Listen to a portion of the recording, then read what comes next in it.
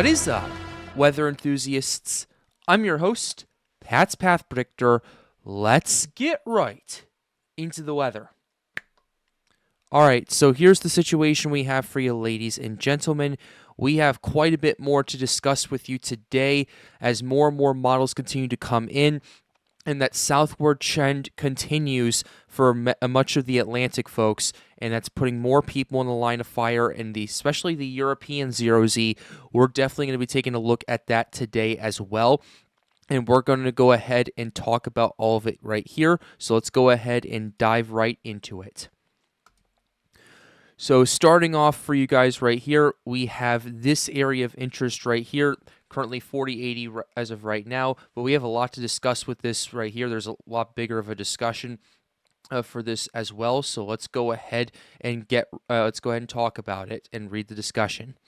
Showers and thunderstorms associated with a tropical wave located over the eastern tropical Atlantic several hundred miles west-southwest of the Cabo Verde Islands have become a little more concentrated during the past several hours. Environmental conditions are conducive for development of the system during the next several days, and a tropical depression is likely to form late this week or weekend over parts of the eastern or central tropical Atlantic, while moving slowly towards the west-northwest at 5 to 10 miles per hour. The system is likely to move faster towards the west or west-northwest thereafter and reach the waters of the east of the Lesser Antilles, by the end of this week. 40% in the next 48 hours, 80% in the next 7 days as of the latest advisory. So that's what we have from the National Hurricane Center. However, things have continued to escalate from here, folks, and we're definitely going to want to watch this. And I personally think that today this is going to be designated in invest at some point right here. When that will happen, I don't know. It might be an invest by the time you see this video. I'm recording this once again pretty early, but ultimately, we're seeing more concentrated convection with this system, and we're going to have to pay attention to that. And showing you the satellite imagery, we're going to go ahead and zoom in to the central Atlantic. So this is where we are at right here. We have this area of interest right here that's really showing more concentrated showers and thunderstorms right here. So that's definitely something you're going to want to pay attention to going forward. Matter of fact, let's go ahead and go back to, we'll go ahead and go back to about 80 frames. So kind of increase that by half right here. So this is where we were at as of around 4 p.m. Central Time yesterday. So we didn't really have that much happening right here. We didn't really have that much convection being generated by this, but ultimately what we have for this right here is you did start to see more convection pretty much by the time the stream ended.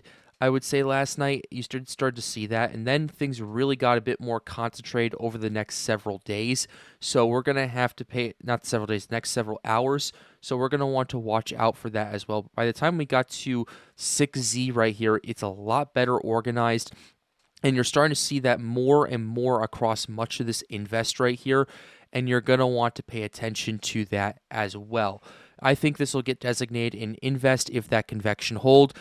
The main question I have for this at this point is this popcorning convection or is this more sustained convection?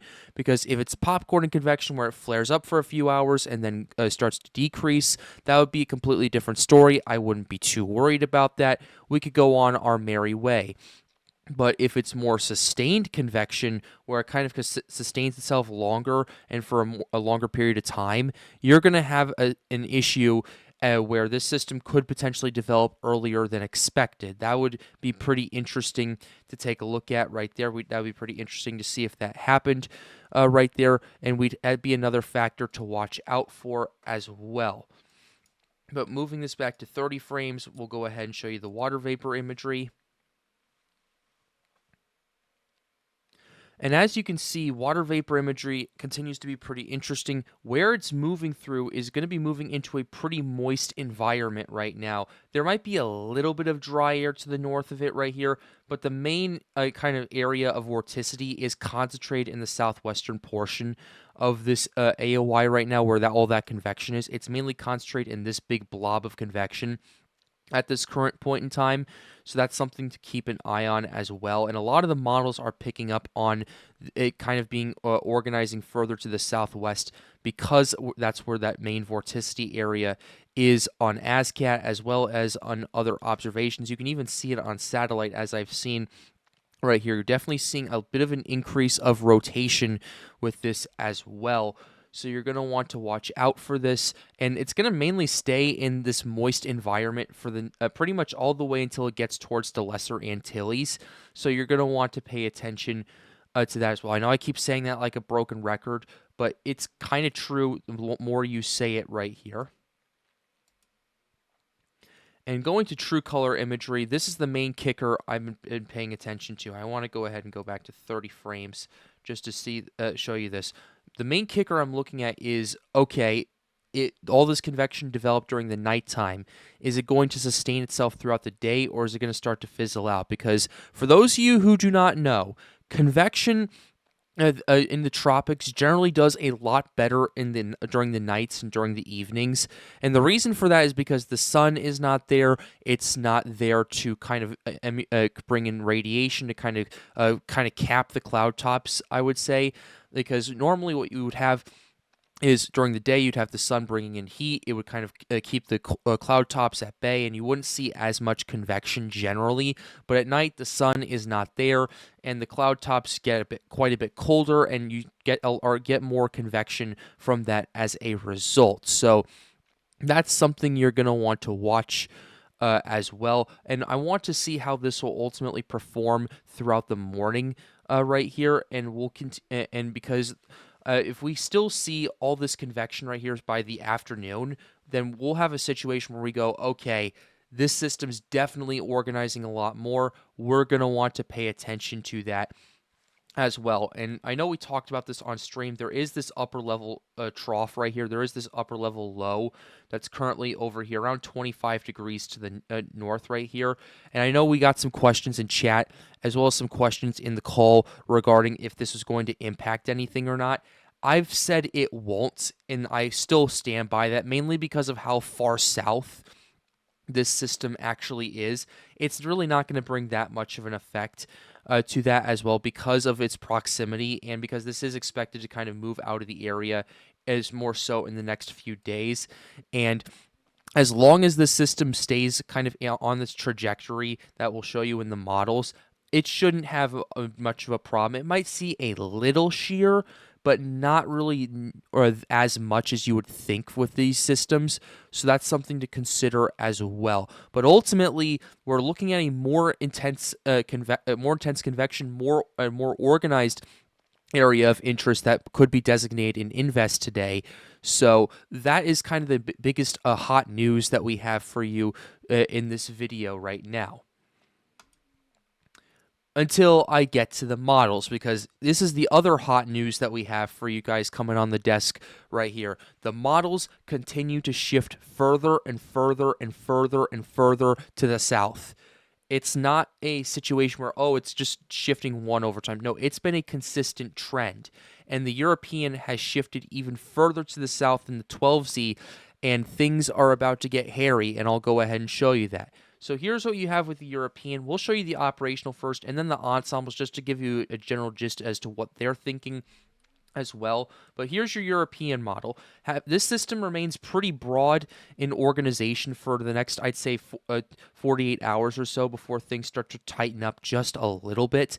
You're still at 1,012, 1,010 millibar system right here, and by the time you get to 3 days out, you do have the system starting to slowly tighten up quite a bit right here, and you get to 1,010 millibars. What I do find interesting is the European actually does have this making a west-southwestward jog just a little bit. It's not very noticeable unless you are paying very close attention, unless you are zoomed into this region right here, but it does do that, and in part because it's trying to get show where the main vorticity is. That's where it's trying to get its act together, and I think through that you're gonna have that situation where the system will kind of start to organize in that in that southwestern region, and it's going to help pay dividends. And what we're noticing with this right here is by the time we are about, what is this, 5 days out right here, This is a whole new ball game. We're looking at a tropical depression, according to the European, pretty much in latitude with St. Vincent and the Grenadines. This is south of Barbados, right here. And just to give you some context, here's what the 12Z looked like. The 12Z was north of Barbados right here. 0Z has shifted down about another 150 to 200 miles towards the Windward Islands. We're seeing more and more and more of these southward shifts right here. And we'll talk more about that in just a second. But this is continuing to show a very concerning trend right here. Then it gets up to hurricane strength by the time we get to 6 days out. That's what the European is forecasting before it even gets to the Antilles. Now, that would be pretty interesting to say the very least if that were to pull out something like that. But you do have this scenario happening, and it stays to the south, and it actually moves just north of Barbados and crashes right into St. Lucia, actually, as a 966 millibar system makes landfall over there. That's Category 2 or Category 3 hurricane status right there. And then it starts to move through parts of the Leeward Islands right here through Dominica, Guadalupe, those areas right there, Antigua, Barbuda, and then it kind of moves east of Puerto Rico.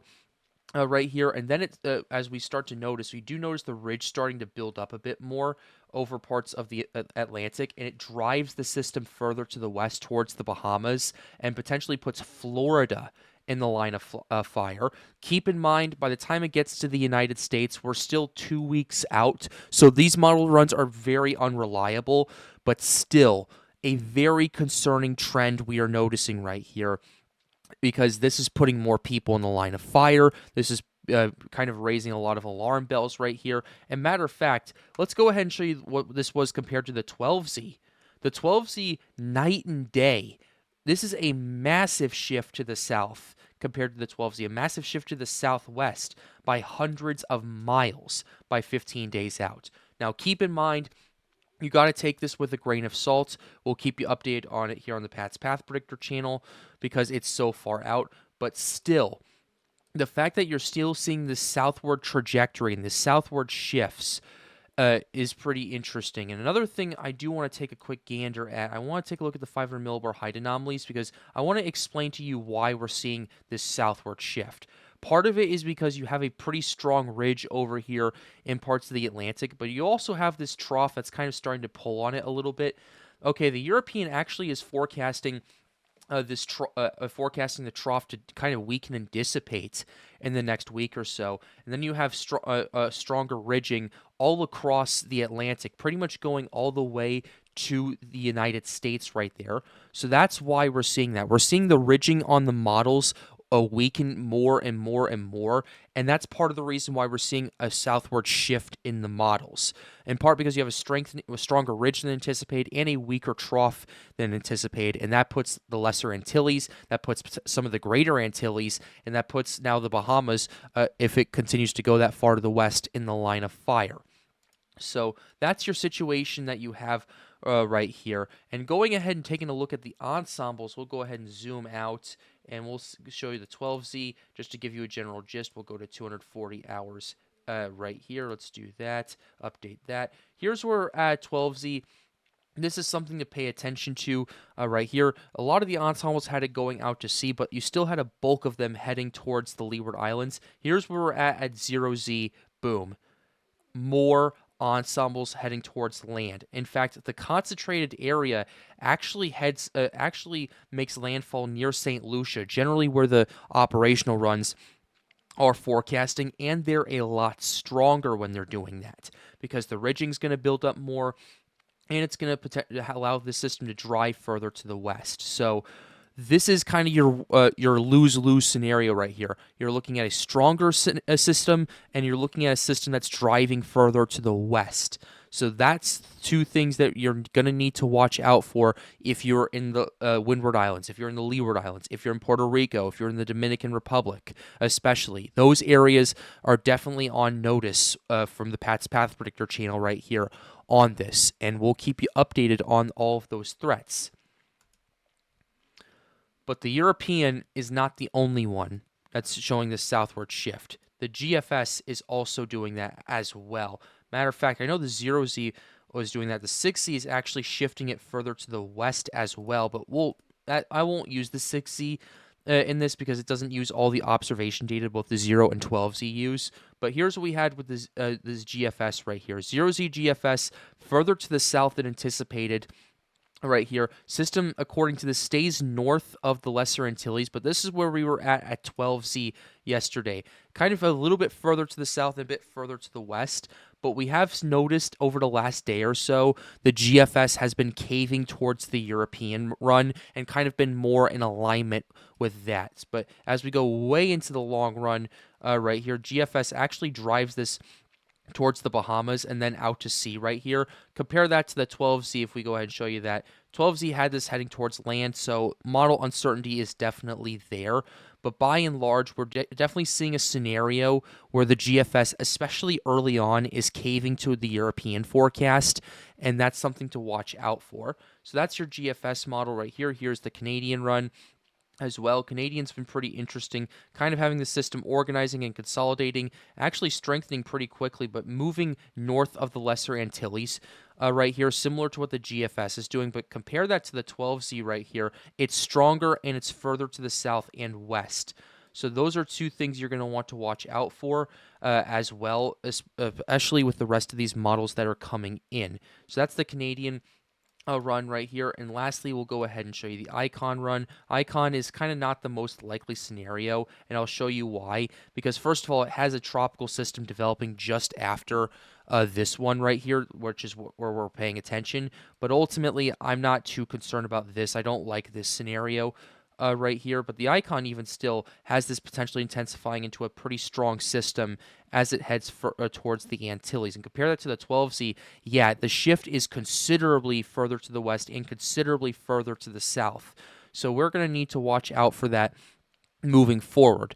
But now I want to go ahead and talk about conditions, because we talk a lot about models, we talk a lot about observations, but we don't talk about the conditions that this system is going to be moving towards. So let's go ahead and do that. So starting off with your sea surface temperatures, you're looking at your water temps. Where this is currently at, it's currently in a very concentrated area of 28 degrees Celsius waters. Water temperatures are going to be absolutely no problem with this system. And the reason for that is because, well, it's already at 28 degrees Celsius. That's 82 degrees Fahrenheit for those living in the U.S.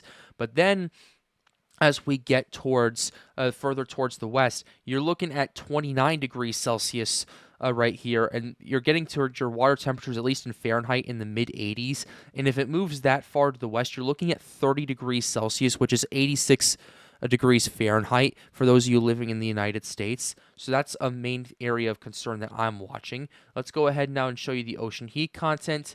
OHC continues to be a very big concern as well, and LTW was actually talking about this on stream last night. Where it's currently at is an area about 50-ish OHC, but as you move further towards land right here, not further towards it, closer towards land, you're looking at about 125 OHC, especially as it approaches the Lesser Antilles. And given those conditions that we have already, that's already a recipe for bad news. And the European, what I think they're onto is the fact that the wind shear is going down, down, down. There's going to be less dry air issues, and you have a lot of water, and you have an insane amount of OHC, especially heading towards the Leeward Islands. And I think that's why they're going as strong as they were, because before they were a bit more conservative about it, going, okay, this is going to be a strong system. This is going to be developing, but it's not going to be too strong, maybe tropical storm.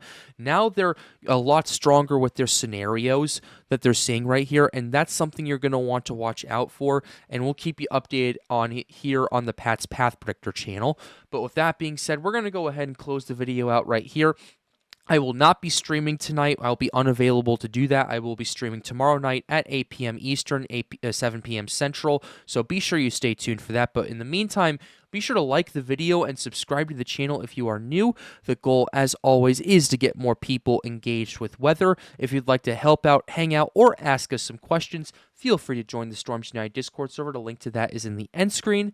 And with that being said, have a wonderful day, guys. Stay safe.